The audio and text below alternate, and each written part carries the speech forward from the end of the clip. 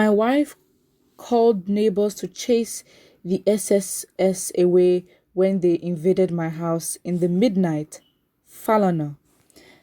Femi Falana, a lawyer and human rights activist, has reacted to the invasion of Sunday Igboho's house at Ibadan by the state security services. Femi Falana said a search warrant should have been obtained by the court of law before Igboho's house was raided. The government didn't even help themselves. Why would you even raid his house? I mean, raiding his house at 12 a.m. midnight does not necessarily give you the good look that you're trying. I mean, the people can as well perfectly assume that you are robbers, because you basically plan to go into his house unnoticed in the middle of the night, meaning that this was not a legal operation.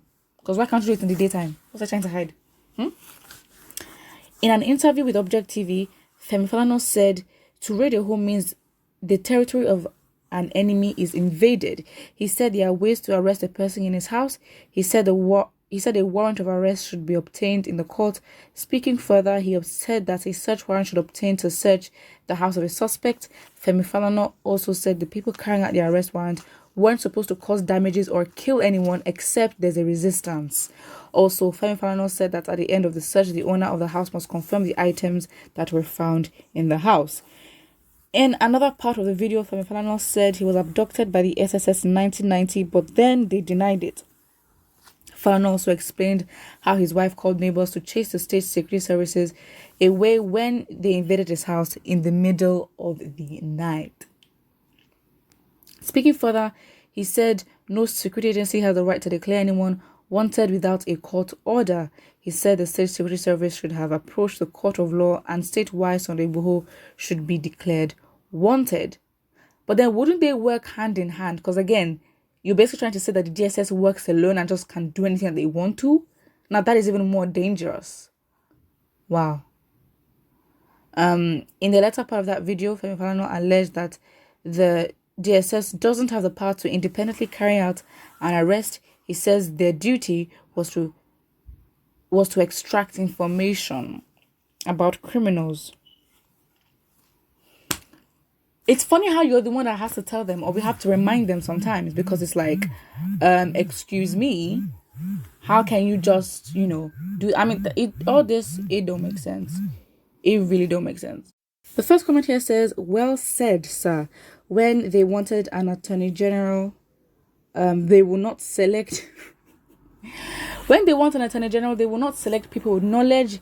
They will go and select people that will do their bidding only, not people that would disgrace, not people that will not disgrace the government and the country like Malami is doing. Nonsense. When Falana said that can only apply to a democratic government run by Democrats. In the case of Nigeria, we are only deceiving ourselves that we are running a democratic government, whereas it is obvious that we are neck deep in military regime disguised as democracy. But preach. This is the same story in almost all the African countries, and the reason for this anomaly is not far-fetched. Is it an anomaly? Because it's not. Because it would be an anomaly if we were actually running a proper democratic government. I hope that's a mistake. It's not far-fetched. Our nature and inclination, especially as Africans, in terms of leadership, makes it impossible for us to yield ourselves to the checks and balances that is characteristics of democracy. But then it's like, this whole democracy thing, is it really innate to us? Because before any invasion and before our history was interrupted by colonialism and slavery, what were we doing before? Because you cannot tell me that black people were out here wearing wigs in a court and a freaking gavel and was literally hamming on something and you declare that as law. Excuse me. So who introduced that? Just saying.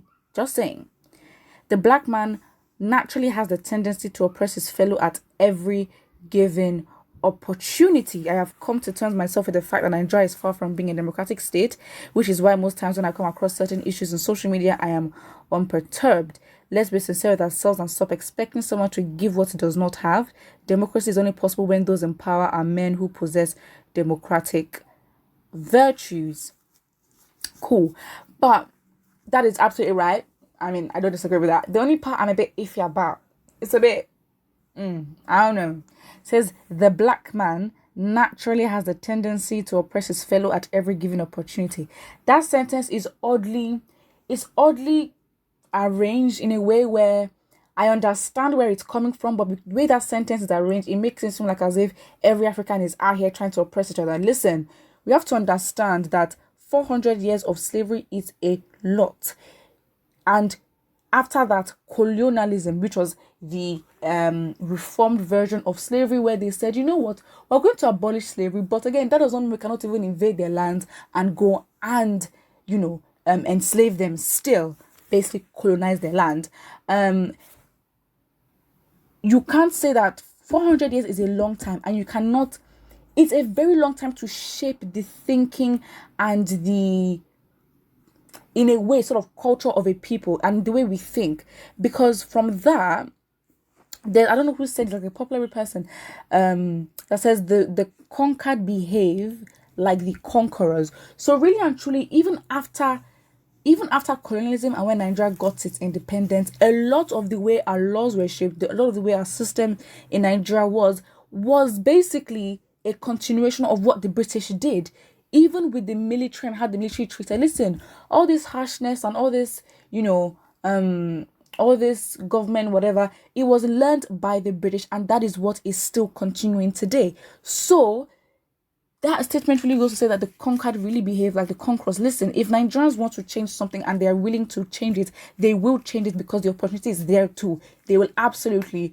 Don't make it seem like as if, oh, we're all out here just sitting down and we're trying to oppress each other. Listen, as human beings in general, yeah, we do have the tendency to be whatever, not the best. But then to now say this oppression thing is now for the black man, that I find very disrespectful, and we need to change that narrative because that narrative is absolutely uncalled for and all that. So yeah, that's basically how I feel about that. That went on a tangent, but basically it is what it is.